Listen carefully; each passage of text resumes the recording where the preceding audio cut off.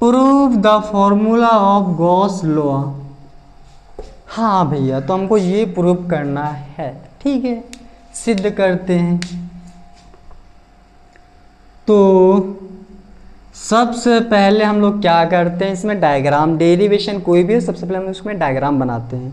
तो हम लोगों ने मान लिया, यहाँ पर मानते, दिख रहा है, हाँ, माना हमारे पास एक बंद पृष्ठ है और इसका कोई शेप फिक्स नहीं है, जिसका कोई शेप फिक्स नहीं होता उसे हम लोग क्या कहते हैं, यादृच्छिक पृष्ठ कहते हैं। अपनी इच्छा के अनुसार हम लोगों ने मान लिया।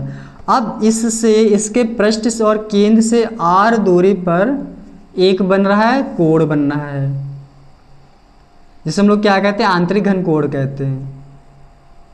मतलब इसके केंद्र O और पृष्ठ P से बनने, r दूरी पर बनने वाला आंतरिक घन कोण क्या है, d ओमेगा है। और हम लोग यहाँ पर एक आवेश मान लेते हैं, प्लस का आवेश रखा हुआ है। तो ये कितनी दूरी पर है, r दूरी पर है। और हमको क्या करना है, इसे प्रूव करना है, सॉल्व करना है। तो जब आवेश है तो इस पर क्या होगी, वैद्युत क्षेत्र की तीव्रता भी उत्पन्न होगी।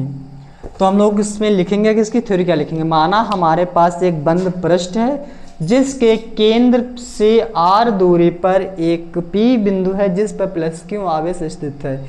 इसके द्वारा उत्पन्न होने वाला वैद्युत क्षेत्र की तीव्रता E है ना। इतना तो हम लोगों को लिखना ही पड़ेगा, तो इतना तो हम लोगों को लिखना पड़ेगा, उसके बाद हम लोग स्टार्ट करते हैं। तो क्या,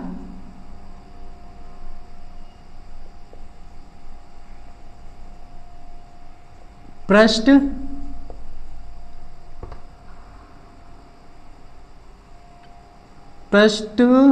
पर उत्पन्न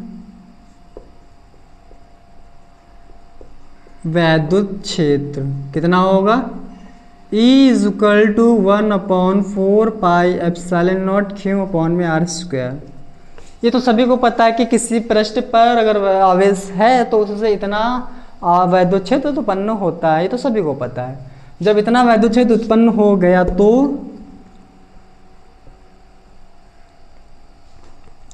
और हम तो इस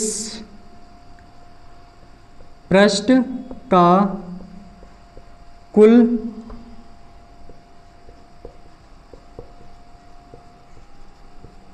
वैद्युत फ्लक्स,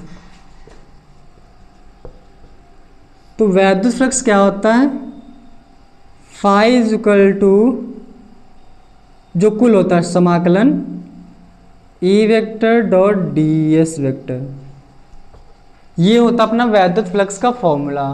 अब यहाँ पर समझना, जब हम लोग वेक्टर को हटाते हैं तो पीछे साइन या फिर cos 1 लगाते हैं ना, तो हम लोग जब डॉट देखते हैं यहाँ पर डॉट, तो जब डॉट को हटाएंगे तो पीछे लगेगा cos, तो क्या हो जाएगा, फाई = समाकलन भी हट जाता है अपना, तो E डॉट ds पीछे लग जाएगा cos θ। ये होता अपना फॉर्मूला, ठीक है। तो इसके बाद हम लोग क्या करेंगे, फाई बराबर समाकलन लगा लो, कोई समस्या नहीं, E बाहर आ जाएगा अपना,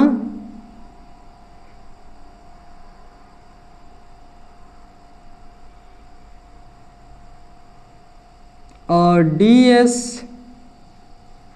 cos θ बचेगा। चलो सर समाकलन हम लोग हटा देते, कोई फ़ायदा नहीं लगाने से, क्योंकि हम लोग ये ना, कोई दिक्कत नहीं, या फिर ये पूरा लगा लो, कोई समस्या नहीं फिर भी। अब हम लोग क्या करेंगे, E की वैल्यू पुट कर लेते हैं, E की वैल्यू पुट कर लेते हैं। E की वैल्यू क्या होती है, ये 1/4 पाई एप्सिलॉन नॉट Q बट्टे में r², साथ में क्या था, ds cos θ, ds cos θ।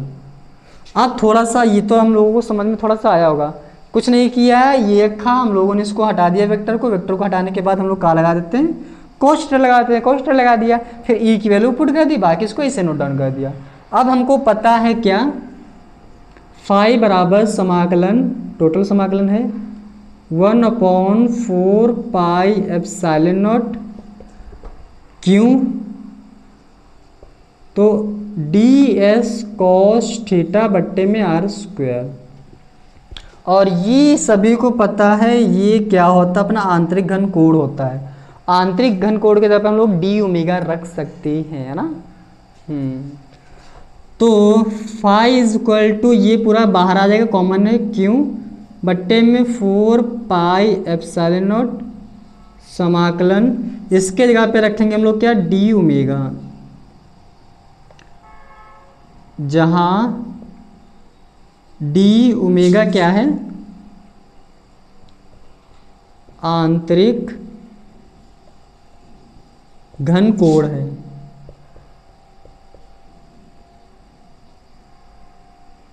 तो D omega is equal to किसके बराबर होता है, बताया था मैंने 4 पाई के। तब ये हम लोग डी ओमेगा के जगह रख देंगे 4 पाई। तो यहां से देखो फाई बराबर क्यों 4 पाई epsilon not, 4 pi epsilon not, इसके जगह पे रखा जाएगा 4 पाई, 4 पाई, 4 पाई से 4 पाई कट गया, फाई बराबर क्या आ गया, क्यों बट्टे में एप्सिलॉन नॉट आ गया, जो कि क्या होता अपना गॉस का नियम होता है। उम्मीद है समझ में आया होगा।